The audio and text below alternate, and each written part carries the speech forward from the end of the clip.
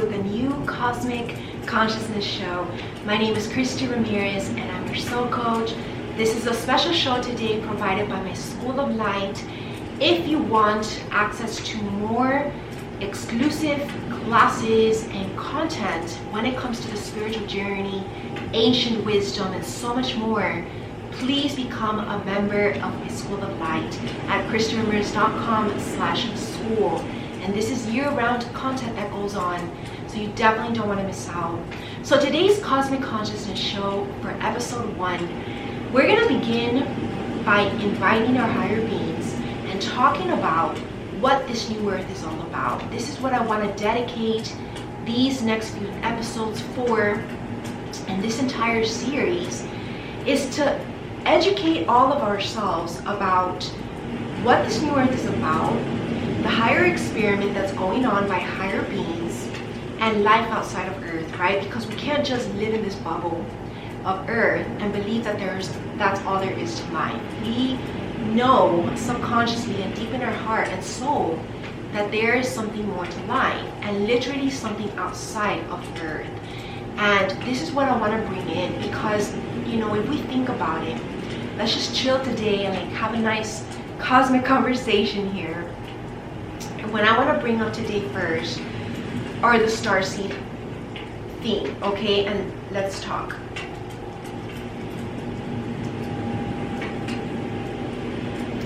Literally, the first thing that came to mind was Jesus and Mother Mary. And it's been said that these are two higher beings. They were not your regular human, and with good reason, right? Not because they were revered at this time, but even in their time, they were way beyond perfect, okay? In the way of their connection to God, even having this inner higher wisdom, like an old soul. They were saints.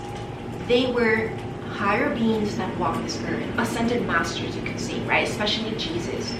And it has been said, and even it's been proven by the ancestors, that Jesus and Mother Mary actually descended from the star Sirius. Sirius is a star constellation. There's Sirius A and Sirius B. They are said to come from Sirius A. And Sirius A is the star system that rules these very angelic white light beings. Like Jesus, they're known for being miraculous healers. That's why Jesus had these abilities and gifts from a young boy, because he wasn't from here. And yes, he was in flesh, right? And that's where I want to bring in the experiment. How is it that all of this exists? Higher beings coming down and descending as human form. And this is how it kind of is. It's kind of like working from the inside out. Because the grand experiment, let's go a little back before this so that we can understand this. The big experiment of the higher beings out in the cosmos is that Earth was an experiment to begin with. Life on Earth, per se. And where does God come in all this, right? You might be thinking, right? Because this seems a little bit contradictory to what the Bible says, or to what other sources says, or even just religion per se. But this is not about this, and it's not even about scientific based as well. This is just what other channelers have concluded and theorized as to this experiment, okay? This experiment basically states that there is 1 million or something like that, 4,000. There's like this number, and this number is actually in the Bible. And the thing about the Bible is that it's very decoded. There's a lot of codes in there that actually come up with the same information. And that's why there was a lot of brilliant geniuses and scientists back in the day who were obsessed with trying to decode the Bible, because there were hidden messages in there only for those who were meant to decipher them and understand, especially the book of Revelations, which is the final book in the Bible. Interestingly, right? Because that is kind of like the book of prophecy of what's to come after in the future. and we're still yet to complete that prophecy. All right, so this is where this comes in, this cosmic wisdom and information, is that there are these certain volunteers that volunteered to reincarnate, because all of these people who are helping from the inside out, and that's the thing as well, you know, when you reincarnate, your memory is wiped. So many people spent a whole lifetime, or at least a good portion of their lifetime, rediscovering and re-remembering who they really are, what their purpose is. And these are the light workers that are awakened to their mission. It's because when we're born as a baby, we obviously don't have memory of this. We don't recall, right, our soul and our past lives even, because that's what is explained, you know. Some light workers do have past lives while others don't. So it just very much depends on an individual level. Many people have already reincarnated, but because of karma, they have stayed in the human cycle and they have stayed bound to earth.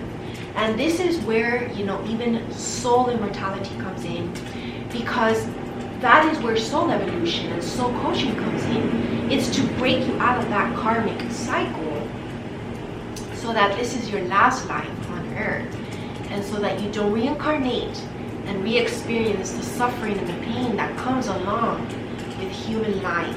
And this is something that the Buddhism believe in.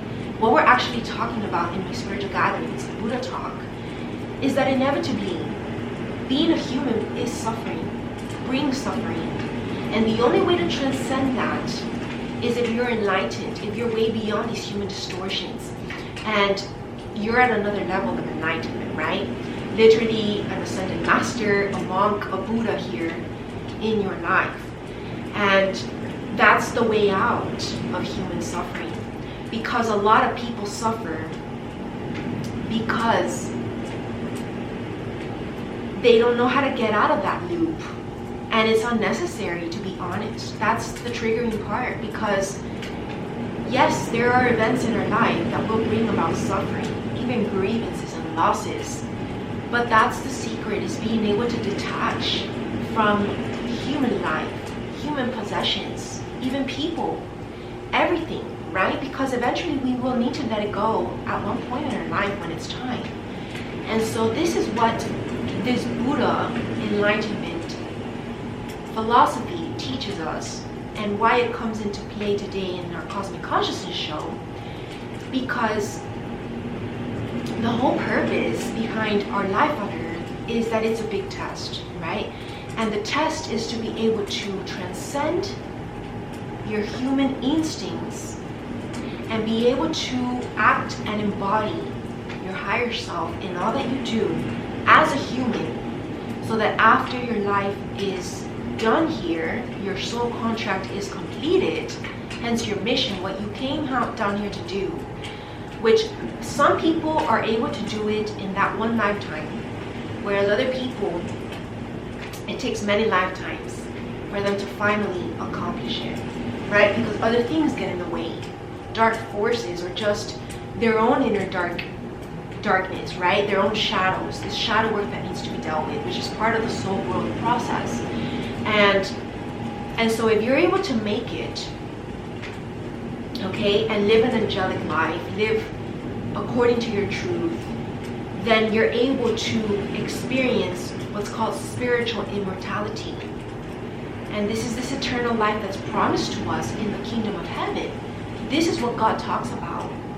It's not about that, you know, you've never been there, but you've already been there, because that's where you come from. That's what the Bible teaches us. That's what spirituality teaches us, is that we all already are from heaven. We're all children of God, divine children of God, because He is our creator.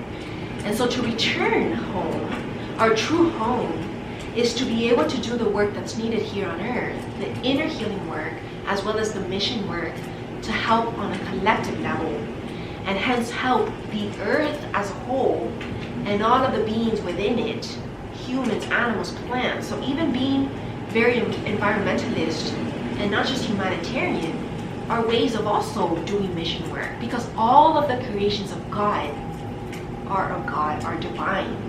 And so that's what we're being made aware of in today's episode, is that this is what the cycle of life is about. Okay, it's about something greater. And when you understand this, that this life is about something greater than just you, everything that you do in your life is so much more than just you. Even your accomplishments, your legacy, your projects, whatever it is that you do for your mission, it's not just for you, but it's for the greater good of all, and for all of those to come as well. And when we're functioning from this mindset and this shift in perspective, the whole quality of your life changes, because now you're working for something bigger, and you are collaborating as well with higher beings, and you're being gifted divine intelligence, because now it's not about just for you, it's not selfish, it's selfless. And that's the secret to being able to complete your soul contract, because it's not about an individual legacy. And that's what I see a lot of people get stuck in this pride and this ego, that they want to create, their own legacy, their own name. And that sounds marvelous and beautiful, right, in words and paper. But in mind, in their soul, you can see how their ego is playing out actually. And that's not of God, that's not of mind. Because that's the wrong mindset. They're not even incorporating God's name into what they do. And that's not what's going to get them to what they seek, you see. And so that's the detachment. It's the detachment that it's all you, that you did only the work, because you didn't. You were collaborating with your angels, with heaven, with these higher beings all along. So it was a group teamwork. It was a teamwork between you and higher beings. Collaboration with heaven. And this is the only thing that God wants, is he wants us to honor his legacy, not our legacy. We leave this legacy in the name of God. All right? And this is something that changes everything, because now you are living for God. Everything that you do in your life is for God. And that's how Jesus lived his life, right? And then he was willing to give it up all, even though he was young. Remember, he died only at the age of 33. And he didn't care, because he knew where he came from, and he knew the bigger picture. And he knew that it wasn't for him. It wasn't so that people could remember his name, Jesus, although we remember him now because of what he did. But believe me that we remember him because he was always working with God. And he was God in it, right? He was the most purest of messengers of God here on earth, which is what an ascended master is. And he did his work, and he healed people. And he is remembered, not because he even wanted to be remembered, but because of his actions, what he did. Remember that even Jesus would tell anyone that he would heal, please don't tell people that I did this, because he didn't want that to be the predominant factor as to why they approached him. He wanted people to approach him because of their faith and because they trusted in his teachings, because Jesus was a preacher and he would teach a lot. And this is where A Course in Miracles comes in, because that is his whole book and life of teachings, his life work of what he used to teach about unconditional love and letting go of fear, the ego, right? And so that's why I really emphasize it a lot in my spiritual book club at Mystical and Light, because that was the way that he left behind. That is his legacy that he wants us to now also embark on, and walk that path of light to God. It's going to bring us back home to heaven. And it's a beautiful journey that when you're awakened to, which is your spiritual awakening. And that's again what is the beautiful experience that people have when they awaken to their spiritual journey. Because they are made aware of things that they don't even know they knew. Okay, because sometimes it's not things that you really knew or even remember per se, but it's the messages that you're receiving, because that's where you get it from, your higher chakras. And this is where my upcoming book is coming in as well. I have a book that I've written. It's almost to the final touches already. And it's a book that I wrote Took me a year and a half. So I began writing it at the beginning when I started my soul coaching brand business in 2020, August of 2020. And this is a book about chakras. All of the 14 chakras in our body, in our energetic body, including the higher chakras. So this is all 14 chakras, and there's some in between as well. And it's only in the third eye, beginning in the third eye, actually, beginning in the higher heart chakra, which is after the throat chakra, after all the basic chakras. There's the higher heart chakra, which is our love for the collective. Again, this is where your mission work is awakened, and is your ability to be able to express yourself and use your expressive creative abilities for the mission. Okay, and it's also about unconditional love for all living beings, not just for yourself, not just for your partner, not just for your family, but for all of humanity, the whole entire universe as a whole. And this then brings you to the third eye, which is your classic eye that you see, that is where you are awakened to the spiritual realm, which is the unseen realm, and then you're able to see between the lines. And this is where you are awakened to higher cosmic wisdom. And this wisdom is what helps us to propel forward and continue to climb God's mountain. Kind of like also the story and journey of Moses in the Bible, right? His whole life was based on blind faith. And this blind faith allowed him to pave the way for the next one, who was to complete this mission that he began in his life. And again, this is now where the 3 waves of volunteers come in, because there's also such a thing. There's people kind of like, okay, let's begin by this example.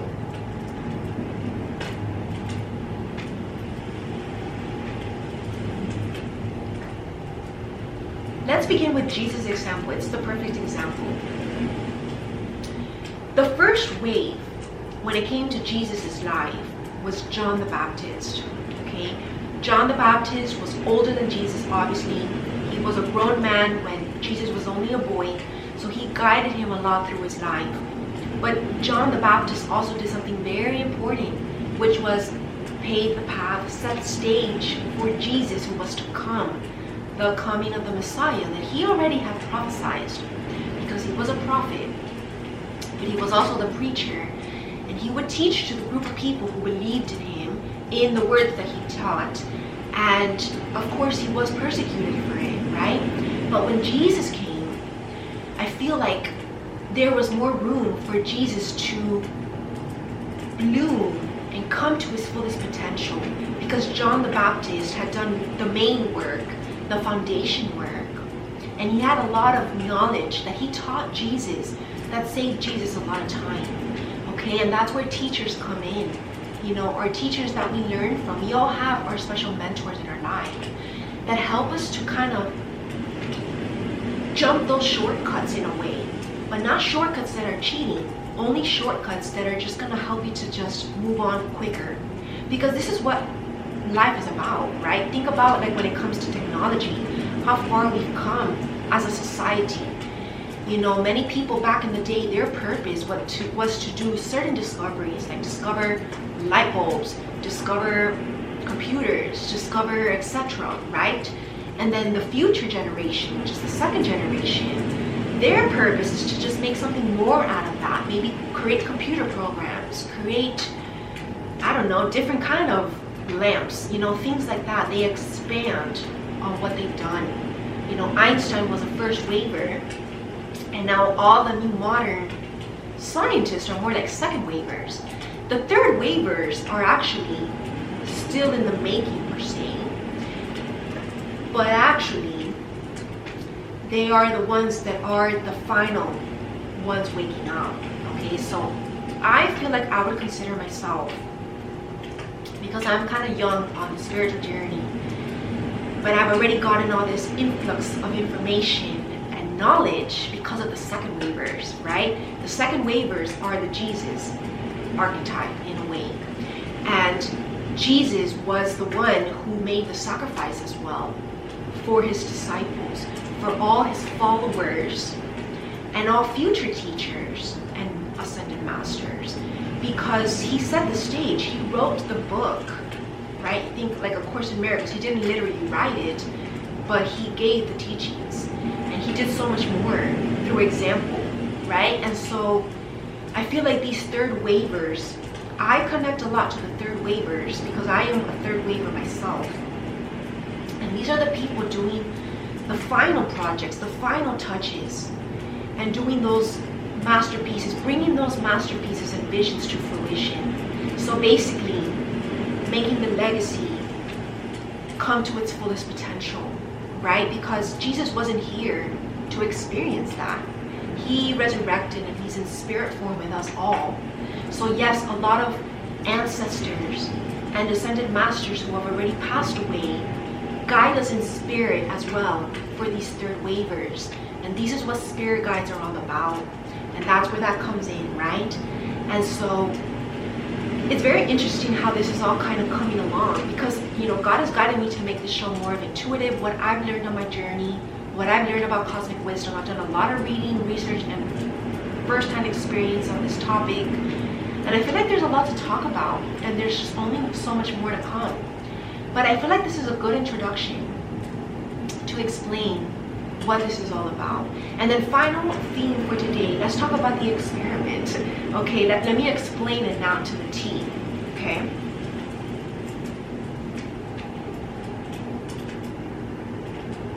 All right. So let's talk about it like as a story, okay? Higher beings looking down from above, down below to Earth, and they see all humans play out. And their experiment is for us who are predominantly living in the 3D realm, right? And I explained this, I believe, in the April fashion shows. They are tying it together. Make sure you watch that episode, because I gave a whole lecture on the 12 strands of DNA, the 12 dimensions. And this is where I'm going at. These higher beings experiment is to be able to witness humans ascend into their highest potential dimension-wise, to be able to activate their 12th strand of DNA. And these are light codes that we receive periodically whenever we hear, like in my spirituality retreats, or astrologically, that there's portal openings, gateways opening.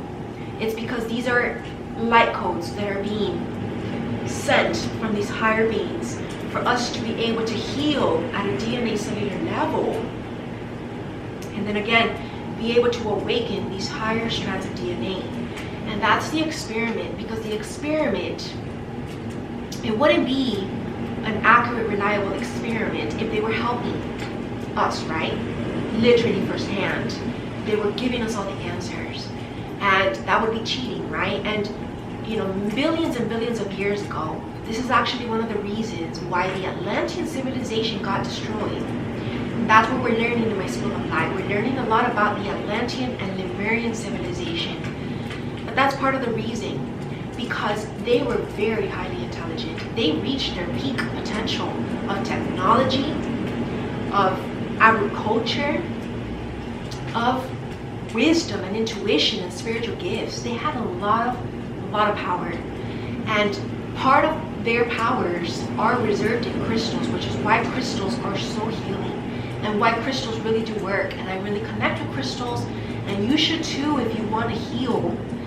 Every crystal has a purpose. Crystals, the mineral kingdom, are said to be gifts from the Atlantean civilization, which is one of the first civilizations to ever walk on Earth. And the reason why they were destroyed, why Atlantis sank, was because it got the best of them. This power eventually became greed, and they only wanted more and more.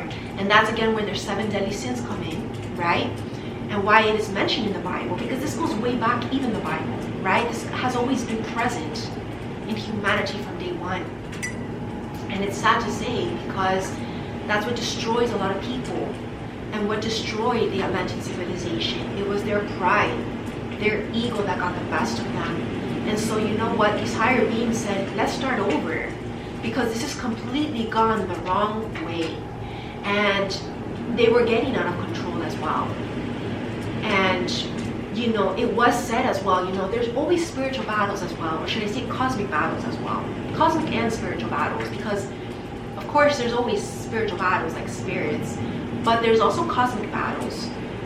You know, many people believe, some people don't, that there are beings on other planets, life on other planets. Of course, they're not humans, but they're other kind of beings. And there's, of course, good and bad, light and dark, right? Good and evil. And, you know, that's part of what we are learning in that Atlantean civilization class. A little bit more into the detail of that. What was the truth behind that story and their destruction? But on a brief note for today's show, that's what got the best of them, or at least most of them. Because that's the thing, even if not everybody is that way, the majority was, and then everybody paid the price for it, even the innocent ones. And there was said to be a few survivors, okay? But those two survivors, who were said to be actually Lemurian, actually no, Atlantean, because Lemurian is a different species. They are the combination between humans and Atlanteans. So any survivors, because of course there's always survivors, the survivors migrated to other parts of Earth. Remember back in the day when Atlantis was there, the Earth looked very different. All the continents were connected, and this is what's called the, I don't know if it's called the Pegasus map. There's a different map where all the continents are connected, and that was the original Earth, until they finally kind of split apart and became 7 continents. But then there was this one continent called Mu, which is where the survivors of Atlantis came to basically hide. And then some of the good ones fell in love with some humans. And that's the Mu species that came about that became the Lemurians. And there's a whole other story about Lemurians as well. But back to the Atlantis story. There was like 2 survivors or so that migrated to ancient Egypt. And before ancient Egypt was at its peak of its golden era. And these ancient Egyptians, again, I know we're going on a topic here, but these ancient Egyptians were from the Sirius star system, which is what we're learning in my Egyptian mythology class. And it's what helped to create these great big monuments, the pyramids, the Great Sphinx, and why they are energy vortexes, right? And one of the main 7 chakras in the world, earth chakras, because there's a lot of cosmic energy there. There's been a lot of people that have had experiences there, spiritual experiences, and it's because it's not of this earth, right? So you can say it's kind of like ancient aliens, and they left their mark. They left their kind of like little, just a vortex, right? For you to be able to get these revelations and just more information on a spiritual level. It's kind of like you're downloading through your 3rd and crown chakra. And that's not the only energy vortex around the world. Of course, there's other parts of the world. And so that's kind of like what happened. And why these higher beings decided the second round, which is us now and all our past ancestors, after the Atlanteans disappeared and were destroyed, they gave a vow to never again destroy the earth through water, right? And this is even in the Bible. Think about the Noah's Ark chapter. You know, and this could have happened around the same time, but I believe not, because that's the thing, okay? The Bible was way after the Atlantean, right? And this is, I feel like ever since the Bible, with the book of Genesis, this could literally have been the second round of humans coming to Earth. You see the synchronicity here? Because in the book of Noah, which is part of the Old Testament, and actually very early on in the chapters, in the book of Noah, God did promise that he would never again destroy the world by water, right? But he never said by fire or anything like that, because then came the Tower of Babel, which was the next destruction, but there were survivors. So he didn't completely destroy the world, he only destroyed like a town. But the world he did destroy in the book of Noah, right? So it kind of happened like twice. And then after Noah's Ark, he promised and vowed to never again do that. And so these higher beings decided to help from the inside out, because they couldn't literally help from the outside anymore, and they couldn't start over. It was too much work, too much time that investment that had gone into that project, the human project.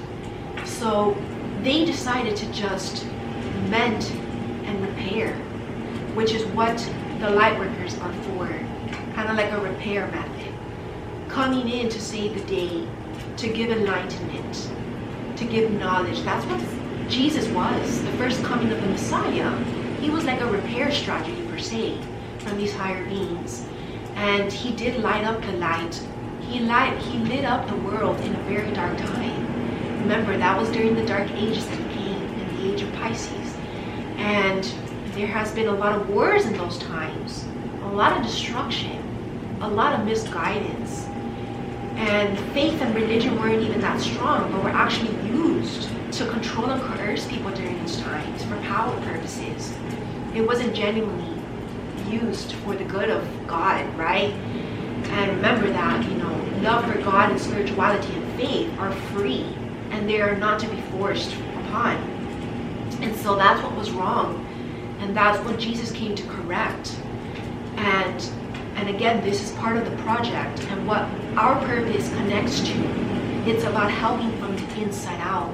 And it's why we light workers experience these experiences, why many people even have traumas, even if you're a light worker, because it's only so that you can be able to empathize and connect with the people, understand the pain and the human suffering like Jesus did, right? Jesus firsthand had to experience that human suffering, but yet he never gave up his faith because he knew the truth the whole time.